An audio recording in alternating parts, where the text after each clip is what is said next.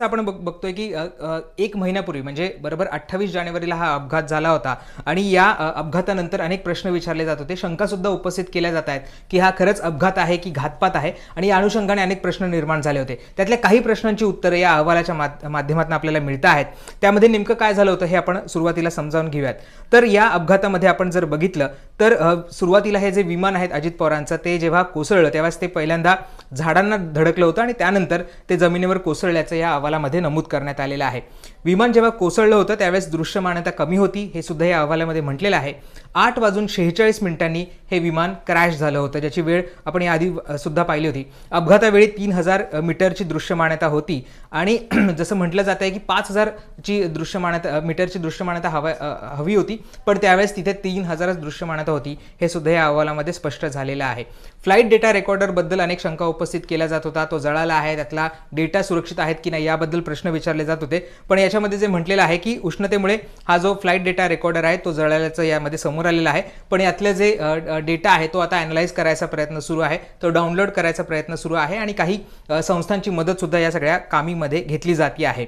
दोन्ही वैमानिकांचं जे breath analyser होतं ती निगेटिव्ह आली होती टेस्ट. म्हणजे विमान उड्डाणाच्या पूर्वी जे दोन्ही पायलट होते त्यांची टेस्ट करण्यात आली होती. त्यांनी कुठल्या अल्कोहोलचं सेवन केलं होतं का, त्यांनी दारू प्यायली होती का, ते कुठल्या अल्कोहोलच्या अंमलाखाली होते का, असं सगळं पाहिलं गेलं होतं. पण याच्यामध्ये दोघांची टेस्ट निगेटिव्ह आली होती, ज्याचा अर्थ आहे की त्यांनी कुठेही या विमानाच्या टेक ऑफ पूर्वी दारू पिल्याचं किंवा कुठल्याही अल्कोहोलचं सेवन केल्याचं स्पष्ट झालेलं नाहीये. त्यांची ही टेस्ट आहे ती निगेटिव्ह आलेली आहे. विमानाचं जेव्हा उड्डाण झालं त्यावेळेस आपण बघतोय की 2800 लिटरचं इंधन या सगळ्या विमानामध्ये भरण्यात आलं होतं. इतक्या मोठ्या प्रमाणात इंधन ह्या विमानामध्ये होतं आणि त्यामुळे जेव्हा आपण बघितलं की जेव्हा विमान कोसळलं त्यावेळेस स्फोट झाला होता. जे व्हिडिओज समोर आले होते त्याच्यामध्ये एकपेक्षा अनेक स्फोट झाल्याचं सुद्धा समोर आलं होतं. हा जो रॉ डेटा आहे, जो व्हॉइस डेटा रेकॉर्डर आहे, त्याचा जो रॉ डेटा आहे तो आता डाउनलोड करण्यात आलेला आहे आणि त्याचं ॲनालिसिस आता सुरू झालेलं आहे. रनवेच्या सुरुवातीला 50 मीटर बाहेर हे सगळं विमान आहे ते कोसळलेलं आहे आणि सर्वात महत्त्वाची गोष्ट जे शंका उपस्थित केली जाते होती की खरंच त्या वैमानिकांना हे प्लेन चालवण्याचा एक्सपिरियन्स होता का, ते जे बारामतीचा टेबल टॉप रनवे आहे त्याच्यावर त्यांनी कधी विमान उतरवलं होतं का. तर यामध्ये सुद्धा हे स्पष्ट करण्यात आलेलं आहे की ते दोन्ही वैमानिक होते, त्यांना हे विमान चालवण्याचा एक्सपिरियन्स होता. याआधी सुद्धा अनेक VVIPचे विमान ह्यांनी चालवलेले आहेत आणि त्यावेळेस जेव्हा बारामतीचं विमानतळाचा जर प्रश्न आहे तर त्यावेळेस अशा पद्धतीच्या म्हणजे टेबल टॉप रनवेवर त्यांना लँडिंगचा अनुभव होता आणि बारामतीवर सुद्धा याआधी सुद्धा त्यांनी अशा पद्धतीचं विमान हे लँड केलेलं आहे हे सुद्धा या सगळ्या अहवालामध्ये नमूद करण्यात आलेलं आहे.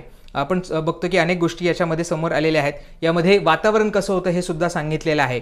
सकाळी संत वारे वाहत होते असं सुद्धा बारामतीचं जे ATC टॉवर आहे त्यांनी सांगितलं होतं. विजिबिलिटीमध्ये सुधारणा होण्याची शक्यता कमी होती हे सुद्धा यामध्ये नमूद करण्यात आलेलं आहे. लँडिंगच्या वेळी अपुऱ्या विजिबिलिटीचा मुद्दा प्रकर्षाने जाणवत होता असं सुद्धा या रिपोर्टमध्ये म्हटलेलं आहे.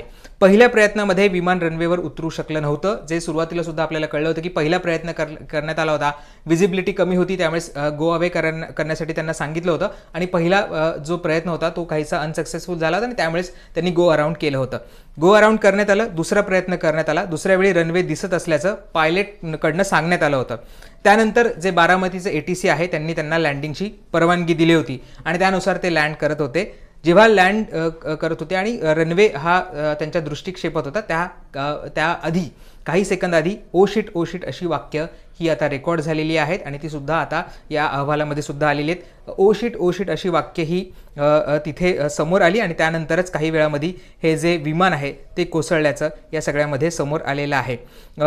जसं मी सुरुवातीला म्हटलं की या दोघांचीही जी ब्रेथ अॅनालायझर टेस्ट होती ती निगेटिव्ह आली होती. रनवे 11च्या सुरुवातीलाच हे सगळं विमान हे कोसळल्याचं सुद्धा या सगळ्यामध्ये समोर आलेलं आहे. आता या विमानाचा प्रवास कसा होता, रोहित पवारांनी अनेक शंका उपस्थित केल्या होत्या की हे विमान कुठे कुठे जाऊन आलं होतं, पुढे कुठे जाणार होतं, या सगळ्या संदर्भात त्याचं मेंटेनन्स केलं होतं का, मुंबई विमानतळावर नेमकं काय घडलं होतं, त्याचं CCTV फुटेज आहे का, असे प्रश्न त्यांनी उपस्थित केले होते. त्याच्या सुद्धा काही प्रश्नांचं उत्तर या सगळ्या अहवालामध्ये आहे. त्याच्यामध्ये आपण बघितलं तर 26 जानेवारीला हे विमान सुरतला गेलं होतं हे स्पष्ट झालेलं आहे. त्यानंतर 27 तारखेला मध्यरात्री साधारण 12:20 सुमारास ते मुंबई विमानतळावर आलं होतं. तिथे पोहोचलं होतं. 27 तारखेला दिवसभर विमान हे मुंबई विमानतळावरच होतं. म्हणजे 27 तारखेला हे विमान कुठेही गेलं नव्हतं, ते मुंबई विमानतळावरच ठेवल्याचं, लँड झाल्याचं आपल्याला पाहायला मिळतंय. मुंबई सुरत प्रवासादरम्यान कुठलीही तांत्रिक अडचण नव्हती असं क्रूने त्यावेळेस कळवलेलं आहे. जी टेक्निकल टीम आहे त्यांनी हे स्पष्ट केलेलं आहे की जेव्हा हे जे विमान आहे ते मुंबईवरनं सुरतला गेलं होतं आणि त्यानंतर पुन्हा आलं होतं, त्यावेळेस कुठलीही तांत्रिक अडचण या विमानामध्ये असल्याचं आपल्याला तिथं क्रू मेंबरला कुठेही जाणवलं नव्हतं. तसं त्यांनी त्यांच्या रिपोर्टमध्ये सुद्धा लिहिलं होतं. 28 तारखेला पहाटे अजितदादांना घेऊन हेच विमान बारामतीकडे रवाना झालं होतं. AIBने या अहवालात DGCIला सुद्धा काही सूचना केलेल्या आहेत. म्हणजे हा अहवाल आल्यानंतर DGCIने कुठल्या उपाययोजना करायला हव्यात या सुद्धा या सगळ्या अहवालामध्ये म्हटलेल्या आहे. त्याच्यामध्ये काय म्हटलेलं आहे तर व्यावसायिक आणि नॉन शेड्यूल विमानांसाठी गाईडलाईन्स तयार कराव्यात. म्हणजे जे व्यावसायिक फ्लाईट असतं, म्हणजे असं जेव्हा मोठमोठे VVIPs ट्रॅव्हल करत असतात किंवा नॉन शेड्यूल फ्लाईट्स असतात, म्हणजे प्रवासी विमानं यांच्या वेळा ठरलेल्या असतात, त्यांच्या डेस्टिनेशन्स ठरलेले असतात, पण जे अर्जंट फ्लाईट्स असतात किंवा VVIPच्या फ्लाईट्स असतात त्याच्यासाठीच्या काही गाईडलाईन्स तयार करायला हव्यात DGCIने, असं या AIBच्या अहवालात म्हटलेलं आहे. DGCA देशभरातील अशा छोट्या विमानांची तपासणी करावी आणि सुरक्षित विमान उड्डाणासाठी ही विमानतळे योग्य आहेत का हे तपासावं असं सुद्धा त्यांनी म्हटलेलं आहे. बारामतीसारखं जे विमानतळ आहे ते आपण बघितले की टेबलटॉप विमानतळ आहे. तिथे ज्या अत्याधुनिक सुविधा हव्यात त्या तशा नाही आहेत आणि त्यामुळेच त्यांनी असं म्हटलेलं आहे की अशा जे छोटे विमानतळ आहेत त्याचा एक अहवाल, त्याचा एक जी पाहणी आहे ती DGCIने करावी, त्याची तपासणी करावीत आणि ही सगळी विमानतळं ही सुरक्षित विमान उड्डाणासाठी आणि लँडिंगसाठी आहेत का हे तपासणं गरजेचं आहे असं सुद्धा या अहवालामध्ये म्हटलेलं आहे. VSRला सुद्धा अशा सगळ्या सक्त सूचनांचं पालन करायला सांगावं असं सुद्धा या अहवालामध्ये म्हटलेलं आहे. अजित पवारांचं जे विमान होतं त्याचा फ्लाईट डेटा रेकॉर्डर हा हस्तगत करण्यात यश आलेलं आहे. कॉकपिट व्हॉइस रेकॉर्डर डाटा मिळवण्यासाठी NTSBची मदत घेण्यात येणार आहे. अमेरिकेच्या NTSBची डाटा मिळवण्यासाठी ही मदत घेतली जाणार आहे. म्हणजे अमेरिकेची संस्था आहे, त्या संस्थेच्या मार्फत जो अजितदादांच्या फ्लाईटचा जो कॉकपिट व्हॉइस रेकॉर्डर आहे, म्हणजे नेमकं कॉकपिटमध्ये काय बोलणं झालं होतं, जेव्हा विमान कोसळलं त्याच्या आधी दोन पायलट्समध्ये काही बोलणं झालं होतं का, तिथे नेमकं कुठल्या गोष्टी घडल्या, कुठले तांत्रिक अडचणी आल्या होत्या, याचा सगळा अहवाल आहे तो तयार केला जाणार आहे. आणि याच्यासाठी अमेरिकेची संस्था आहे NTSB याची मदत घेतली जाणार आहे आणि या संस्थेच्या मार्फत या सगळ्या जे कॉकपिट डेटा रेकॉर्डर आहे त्याची माहिती गोळा केली जाणार आहे.